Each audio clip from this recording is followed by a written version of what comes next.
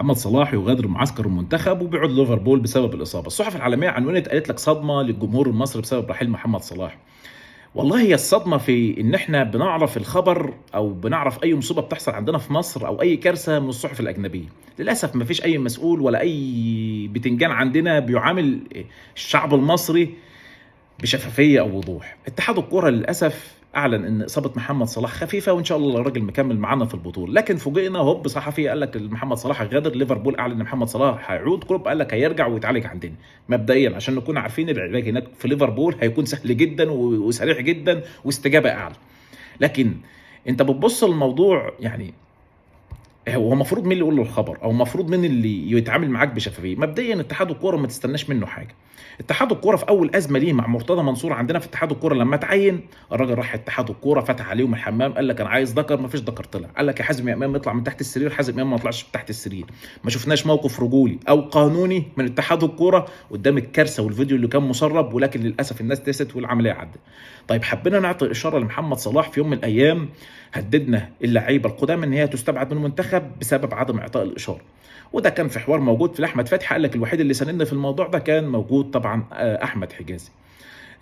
محمد صلاح خد الشاره وانت اديته الشاره تكريم ليه ودلدله ليه وبتاع. بدانا نسمع بعدها بقى لعيبه بتستبعد من مباراه رسميه اللي هو محمد صلاح طبعا. المنتخب بيلعب مباراه رسميه بس ما عادش مؤثره، خلاص احنا هنريح محمد صلاح. فمحمد صلاح دلوقتي عايز شرط الكابتن يديله شرط الكابتن. محمد صلاح عايز يروح يقف جون نروح نوقفه جون. محمد صلاح مش عايز يلعب ومش عايز يطلع الرحله بتاعتنا، خلاص نقعد محمد صلاح. فاصبح يعني كل القوانين وكل الاعراف اللي عندنا في المنتخب خلاص احنا نشوف مصلحه محمد صلاح فين ونحطها الاول، بعدين القوانين نبقى نمشيها بعدين. الواحد يتذكر بس موقف الكابتن حسن شحاته الله يمسيه بالخير. كنا بنلعب في بطوله 2009 عندنا في مصر، هوب غير ميدو وعمرو زكي نازل، ميدو شوح، هوب كابتن حسن شحاته قال لك مش موجود معاه ومش عايزه ويطلع بره المنتخب، ولعبنا يومها مباراه النهائي بدونه والحمد لله ربنا وفقنا وربنا كرمنا وخدنا البطوله لا بدون ميدو ولا غيره. القانون مشى والاعراف مشت والله يمسيه بالخير. الكابتن سمير زاهر ما قالكش بقى ده نجم وبيلعب في الدوري الانجليزي ومحتاجينه في المباراه النهائيه وعايزين نكسب النهائي، لا كابتن حسن شحاته ليه وموقف واحترام وفي قوانين، لا خلاص شكرا.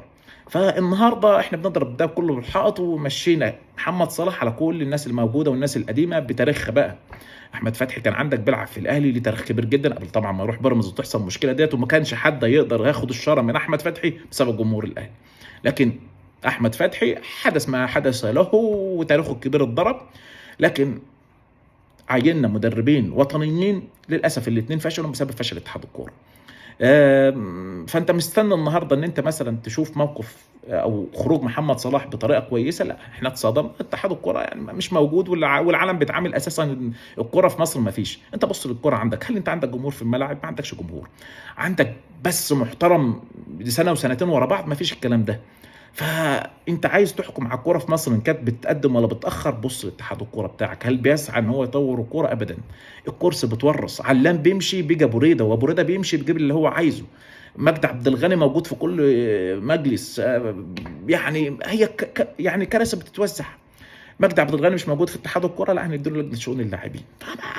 انت بتطور ما بتطورش انت بترجع لورا، وللاسف ده اللي بيحكمنا في الكوره في مصر. ربنا يخلي لنا اشرف بيه وزير الشباب والرياضه، الراجل مش مقصر بصراحه، مدلدل لما خلى المنتخب يعني ما فيش. فربنا يصلح، ربنا يصلح منتخبنا وربنا يصلح حالنا، وان شاء الله ربنا يوفقنا النهارده وهنكسب كافيرد ان شاء الله. الواحد على يقين ان احنا نكسب النهارده. بس انا ببص بس لخالد بيرد الارندلي، الراجل يوم الاهلي ما كان بيلعب في بطوله كاس العالم للانديه المنتخب خسر البطوله، قال لك لا احنا لازم نرجع باللعيبه بتاعه الاهلي مصر وبعدين يبقوا يروحوا الامارات. فانت ضيعت على اللعيبه دي انها تاخد فتره راحه وتروح الاهلي يلعب في مباراه كاس العالم للانديه. انت فين النهارده؟ حضرتك فين يا بيه لما محمد صلاح نعرف من الصحافه الاجنبيه ان هو هيغادر والراجل النهارده بيسيب المنتخب؟ ايا يكن هيتعالج بسرعه ولا ايه اللي هيحصل، بس انت فقدت الكابتن بتاعك اللي انت كنت بتدلدل فيه عشان يبقى واقف مع اللعيبه ويدي الدفعه المعنويه بتاعتها. فانت النهارده ما انتش لاقيه.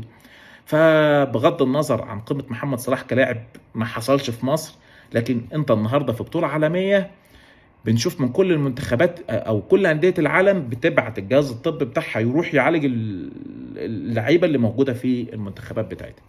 فللاسف احنا ما عندناش كوره ولا عندنا حد بيدير كوره، وحالنا مش هينصلح الا اذا اتهدمت الكراسي بتاعتهم ديت وجالنا ناس خايفه على سمعه مصر.